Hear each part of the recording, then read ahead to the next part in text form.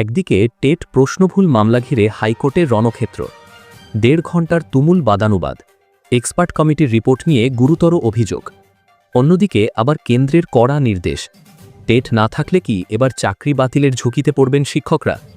আজকের ভিডিওতে টেট সংক্রান্ত এই দুটি বড় ও অত্যন্ত গুরুত্বপূর্ণ আপডেটের সম্পূর্ণ বিশ্লেষণ শেষ পর্যন্ত দেখুন।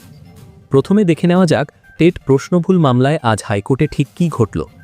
টেট ২০২২-এর প্রশ্নভুল সংক্রান্ত মামলা ঘিরে ফের উত্তপ্ত হয়ে উঠল কলকাতা হাইকোর্ট চত্বর। সম্প্রতি বিচারপতি বিভাস পট্টনায়কের এজলাসে ১৪ নম্বর কোর্টে এই মামলার শুনানি চলাকালীন নজিরবিহীন বাদানুবাদের সাক্ষী থাকল আদালত। প্রায় ১.৫ ঘণ্টা ধরে চলা এই সওয়াল জবাবে প্রাথমিক শিক্ষা পর্ষদ এবং মামলাকারীদের আইনজীবীদের মধ্যে তীব্র বাগবিতণ্ডা হয়।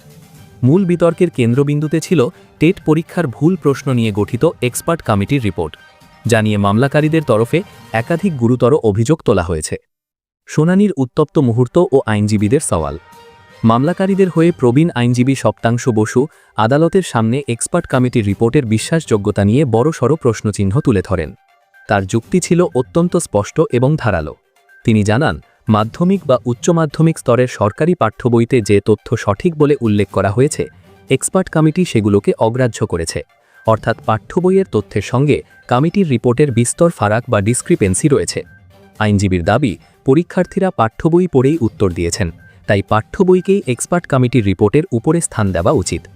অন্যদিকে কিছু প্রশ্নে ছাপার ভুল বা প্রিন্টিং মিস্টেক থাকার কথা এক্সপার্ট কমিটি স্বীকার করে নিলেও পরীক্ষার্থীদের সেই নম্বর দেওয়া হয়নি বলে অভিযোগ ওঠে। মামলাকারীদের দাবি, এই প্রাপ্য নম্বরটুকু পেলেই বহু পরীক্ষার্থী সফল হতে পারতেন। এছাড়া ইন্ডিয়ান স্ট্যাটিস্টিক্যাল ইনস্টিটিউটের আরটিআই রিপোর্ট এবং বিভিন্ন গবেষণাপত্র উল্লেখ করে দাবি করা হয় যে বেশ কিছু প্রশ্নের ২টি করে সঠিক উত্তর রয়েছে, যা পর্ষদ মানতে নারাজ। এই প্রসঙ্গে ওড়িশা হাইকোর্টের একটি পুরনো রায়ের কথাও উল্লেখ করা হয়। পর্ষদের পাল্টা যুক্তি। প্রাথমিক শিক্ষা পর্ষদের হয়ে আইনজীবী সুবীর সান্যাল পাল্টা যুক্তি দেন। তার বক্তব্য, পর্ষদ আদালতের নির্দেশ মেনেই বিশ্ববিদ্যালয়ের উপাচার্যদের মাধ্যমে এই এক্সপার্ট কমিটি গঠন করেছিল। বিষয় বিশেষজ্ঞরা যে সিদ্ধান্ত নিয়েছেন সেটাই চূড়ান্ত বলে গণ্য হওয়া উচিত। তিনি আরও জানান, সুপ্রিম কোর্টের নির্দেশিকা অনুযায়ী বিশেষজ্ঞদের নাম বা পরিচয় প্রকাশে আনা সম্ভব নয়, এতে তাদের নিরাপত্তা বিঘ্নিত হতে পারে। এছাড়া আরটিআই বা তথ্যের অধিকার আইনে প্রাপ্ত তথ্য দিয়ে এক্সপার্ট কমিটির রিপোর্টকে চ্যালেঞ্জ করা যায় না বলেও তিনি দাবি করেন। বিচারপতির পর্যবেক্ষণ ও পরবর্তী তারিখ। শুনানির শুরুতে বিচারপতি বিভাস পট্টনায়ক প্রশ্ন তোলেন যে টেকনিক্যাল বা বিষয়ভিত্তিক প্রশ্নের ঠিক ভুল বিচার করার এখতিয়ার আদালতের আছে কিনা।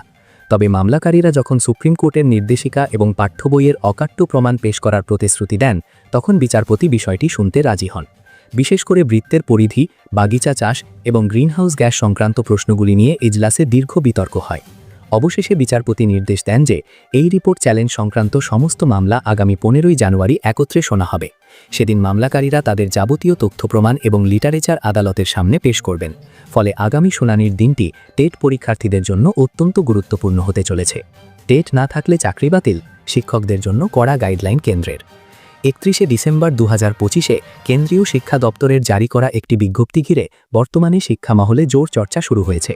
সুপ্রিম কোর্টের সাম্প্রতিক নির্দেশিকাকে হাতিয়ার করে কেন্দ্রীয় সরকার সমস্ত রাজ্য ও কেন্দ্রশাসিত অঞ্চলগুলির কাছে টেট পাস না করা শিক্ষকদের তালিকা তলব করেছে।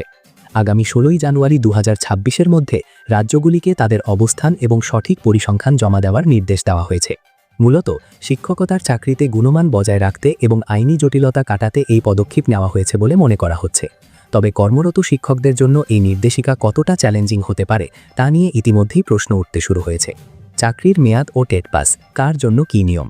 সুপ্রিম কোর্টের নির্দেশ অনুযায়ী শিক্ষকদের চাকরির মেয়াদের উপর ভিত্তি করে 2টি পৃথক নিয়ম চালু করার কথা বলা হয়েছে। এই নিয়মগুলি শিক্ষকদের ভবিষ্যৎ নির্ধারণে বড় ভূমিকা পালন করবে। নিচে বিস্তারিত আলোচনা করা হলো। চাকরির অবশিষ্ট মেয়াদ, নতুন নিয়ম ও প্রভাব। 5 বছরের কম, চাকরি বজায় থাকবে।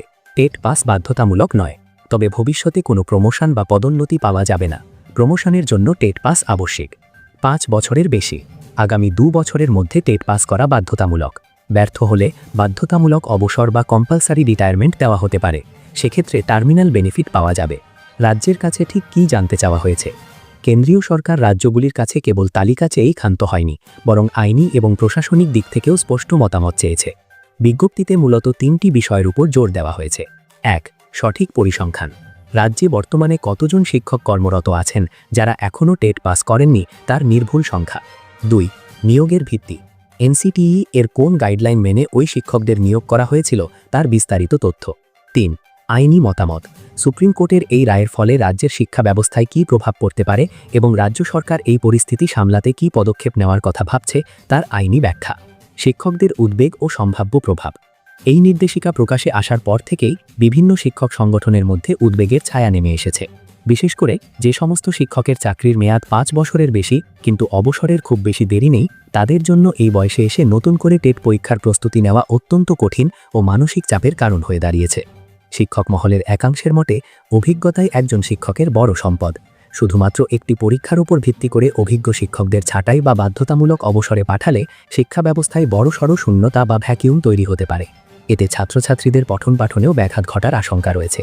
এখন দেখার বিষয় 16ই জানুয়ারির মধ্যে রাজ্য সরকারগুলি কেন্দ্রের কাছে কী রিপোর্ট জমা দেয় এবং শিক্ষকদের স্বার্থ রক্ষায় কোনো বিশেষ ব্যবস্থা নেওয়া হয় কিনা। ভিডিওটি গুরুত্বপূর্ণ হলে লাইক করুন, আপনার মতামত কমেন্টে জানান। আর টেট ও শিক্ষক নিয়োগ সংক্রান্ত সমস্ত আপডেট পেতে চ্যানেলটি সাবস্ক্রাইব করুন।